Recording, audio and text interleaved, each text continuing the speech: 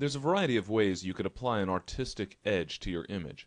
One of my favorites is to simply apply filters to a layer mask for the image.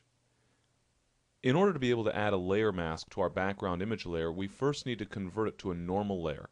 So double-click on the thumbnail for the background image layer and click OK in the New Layer dialog box. Next, we'll create a selection that will form the basis of our layer mask. With the rectangular marquee tool, we'll simply create a selection that defines most of the image, leaving a small border around the outside of the image where the filter effect will be applied.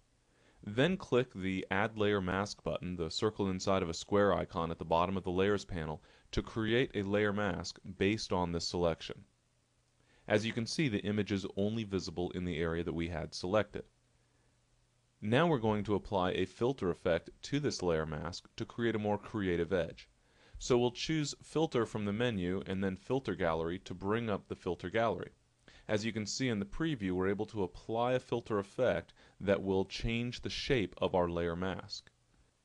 There's a variety of filters available in various sections in the Filter Gallery dialog box.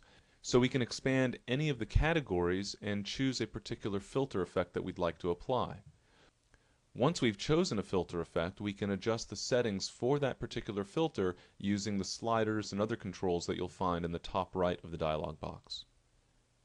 We can also add additional filters to stack multiple effects on top of one another. If I click the Add Filter button, the blank sheet of paper icon at the bottom right of the dialog box, initially the existing filter will be duplicated. But I can then go find another filter effect that I would like to apply, and it'll be added on top of the existing effect. You can see if I turn off the underlying filter effect, for example, that the effect is slightly different. So I can continue refining the settings for each of the filter effects I'm applying until I'm happy with the final result. And again, I can stack additional filters if I'd like. So for example, I can add an ocean ripple effect on top of my sprayed strokes and torn edges filter effects to further distort the shape of my layer mask, which will alter the texture of the outside of the image when I'm finished. When I click OK to apply my final filter effect, you can see that that shape is reflected in the layer mask and therefore has altered the outer edge of the image.